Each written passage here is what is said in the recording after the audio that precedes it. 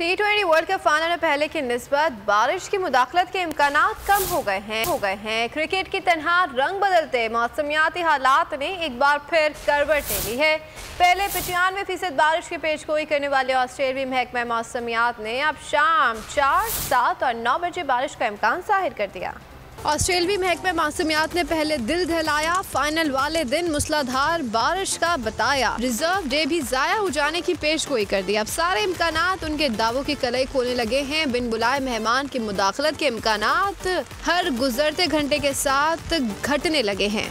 मौसम की आलमी वेबसाइट के मुताबिक बारिश होगी तो सही, लेकिन शायद इस कदर तेज और मुसलसल ना हो जिसका खदशा पहले जाहिर किया जा रहा था। अब से पहले 4 बजे, शाम 7 और रात 9 बजे बारिश का इम्कान जाहिर किया गया है।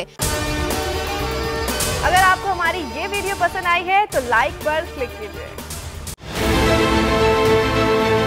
बहुत अच्छी कवरेज की है। ये मार्च की तो जबरदस्त कवरेज थी, बॉल की प्रॉब्लम सबसे बेस्ट थी। सबसे ज्यादा रील्स और सबसे ज्यादा रेटिंग के साथ बोल रहा नंबर 1। सब्सक्राइब करें और बेल दबाएं ताकि कोई खबर रह न जाए।